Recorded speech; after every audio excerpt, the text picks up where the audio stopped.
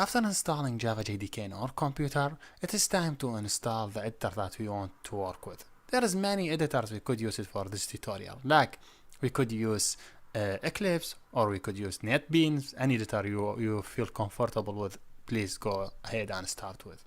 For this tutorial, I will use Eclipse. So just in Google, I will look for Eclipse, and I will go to the Eclipse website. So when I go to Eclipse, I will see this one. Just go to download packages and you will see this website, or this one if you see. I will select this type of Java Eclipse IDE for Java developer. Then I select the operating system, I select Windows.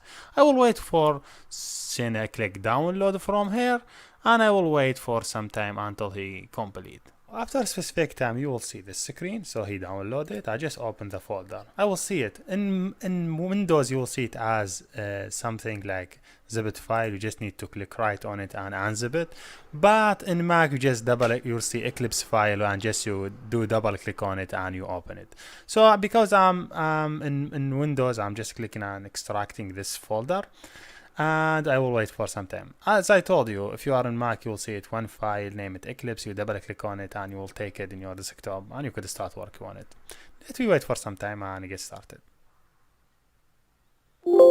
Here we go. Now I have this is Eclipse. So if you want to work with Eclipse, don't keep it in download. Just take it to any folder you want to work with. For example, in C or in D. I prefer to add it in D to avoid any problems. So if you have like some setting in your computer, then see this is the folder. This is your Eclipse. Just click on it and start working with it. Let me see at the final screen to make sure everything is okay.